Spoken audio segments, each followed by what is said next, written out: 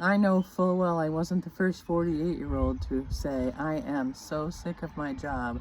I am not going to make it to 65, and I don't know what I'm going to do about it. I didn't want to self-sabotage myself, and I didn't know if I was going to be able to make it.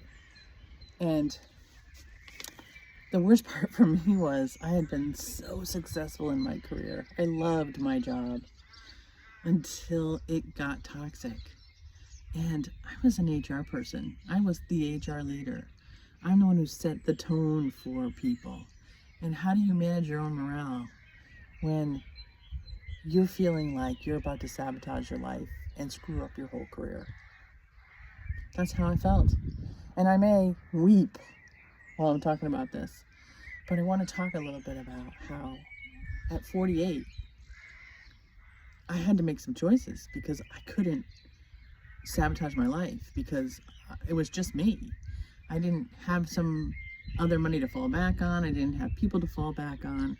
I just had me. And I had, at that time, I had 2 houses that I was taking care of. And everything, my money, I made good money. I did make good money. And how do you lose that? And yet I'm burning out so fast that I can see that I'm starting to act at work like I'm really screwing myself up. Coming in late and feeling anxious and angry, and it wasn't good. So I had to get some sense around it. Now, I had been seeing a therapist because I had already found myself a few years earlier after a huge breakup, laying on the living room floor going, I am going to once again have the worst experience of my life. It was what I called my dark night of my soul. And so a few years later, made a plan saying I'm going to try to retire at 58. I was 48. And I thought I could do it. I can manage it. I was lucky that during this time period, I had started listening. I became a certified coach in 2017, and I was 46, I think, when I did that. Yeah, 40. I don't even know how old I am now. Wait, I don't know. I'll have to go back on my years. You can figure it out for me. I'm now turning 60. It is 2026.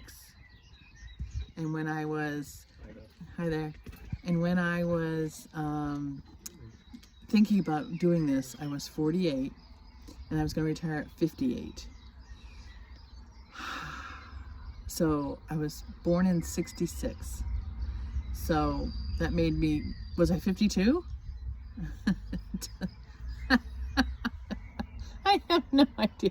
I just know I was 48 when I made the decision to go for 58, because I was thinking 10 years, I can manage 10 years. Maybe in 10 years I'll be able to retire. And even if I can't, I'll be pretty close. And I thought, whew. So what I did is I actually started talking about 2-year increments, because in 2-year increments, I would be able to figure out, like, okay, let's take stock. So the first thing I was like, I can't leave my job right now because I make too much money. I have bonuses, I got percentages of, this, that, and the other thing. And so there was no way I could just walk away from that. And I thought, I'm not in a mental state where I can walk into another place and get a new job, because I'm not going to be able to interview in a way that's going to be authentically selling myself.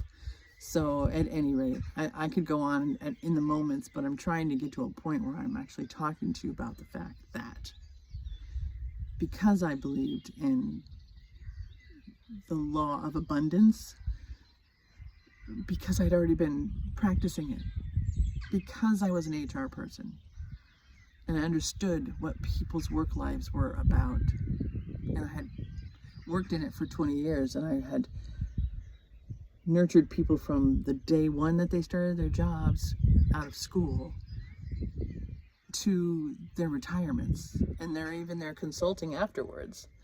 So I had every bit of experience, and I thought I need to use my own tools that I use with others on myself.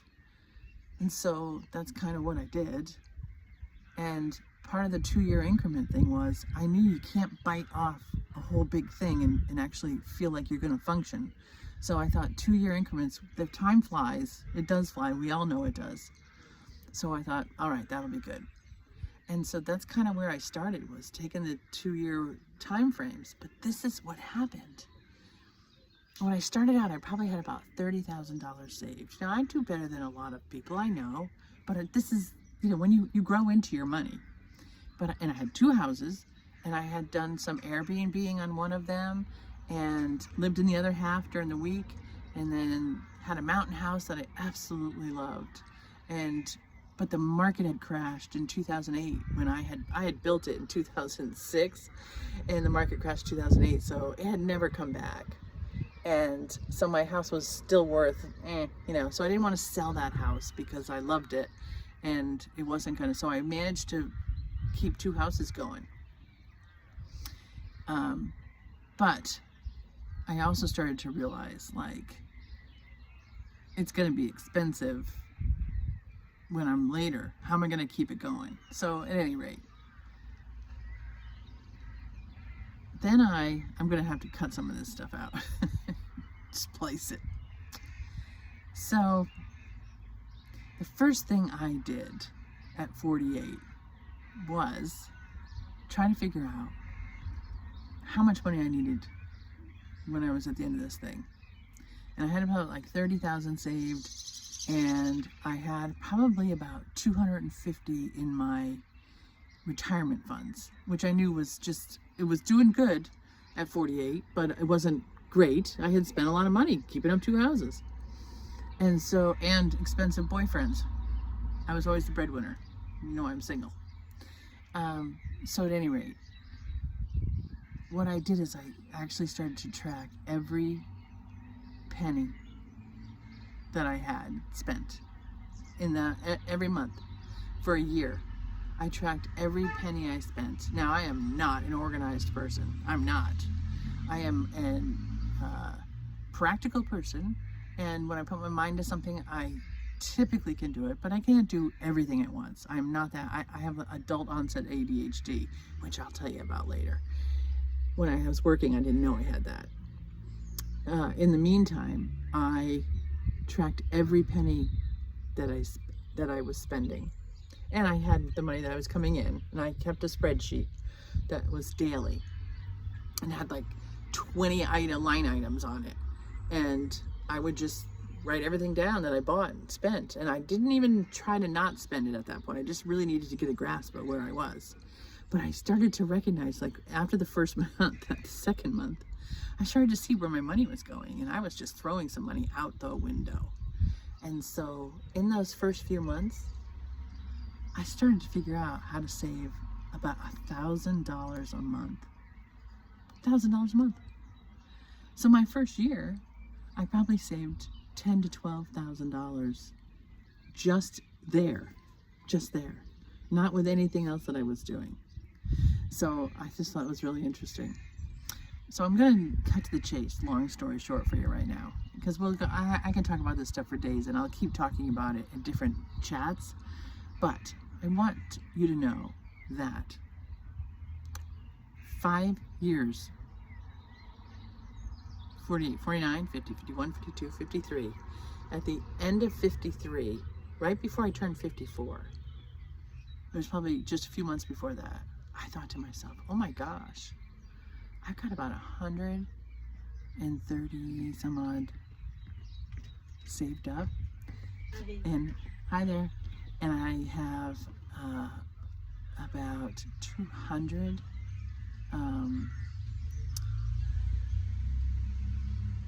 oh no, that was a lie. Sorry, I'm lying. I had about 600 in my retirement fund at that point, at 53, going on 54. And I was working for a job, and I'll talk about that another time, how I did the sequence, but I was working for a job that I did not really like, and they didn't like me because I was challenging to them, and they wanted easy. They didn't want any change, and that isn't me. So they were talking about selling the place, and they were going to downsize people. And I was the last one in, so I went up to them and said, I'll be the first one out. And they were happy to hear that. A couple of them were not, but the main people were. And so I ended up with a tiny package with that. But I'd only been there for a year, and I did much better with that package than I should have. And I'll even go into more of these types of things, these windfalls that occurred, and that's where I go on to the law of abundance. But I, at 53, made the decision that I wasn't going to go find another job at this point. I was going to go out and consult, coach, and leave. And I had, in my mind, 130 told me that I had enough to go for 2.5 years, 3 years, if I needed to. And by then I'd be consulting and coaching, right? So that was my goal. That's what I thought of. That's what I planned. And then that was December 31st, 2019. I left work. I had just turned 54. And I went on my first networking junket in late January. And March 15th, I think that was the day, they shut us down for COVID. Everything closed. Well, I won't go into the full detail. Okay.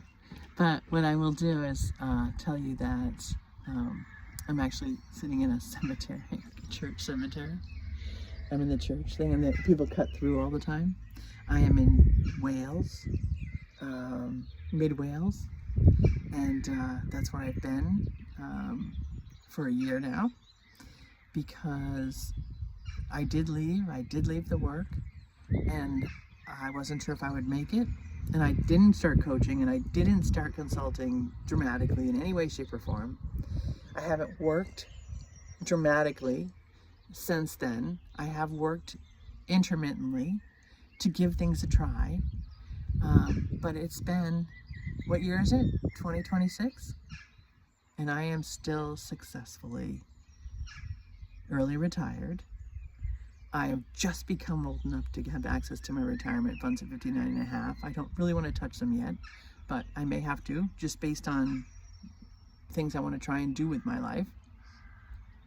But I want to talk about it all. I can't do it in one video. So I want to talk about it all, because it is possible for a regular person to make a plan. And I'm not one who says jump out of your job tomorrow. Even if your job sucks, don't jump out of your job tomorrow. Now, some people can, and then you gotta learn how to listen to your soul. But it's your soul you gotta listen to, not your head, not your ego. So I really hope you will stick with me and allow me the time to talk about the different ways and different things I did, because I'm telling you right now, if I can do this, anyone can.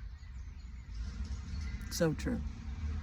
And I will talk about the good, the bad, and the ugly, because I will not tell you. I cannot tell a lie. I can't. It isn't all wonderful.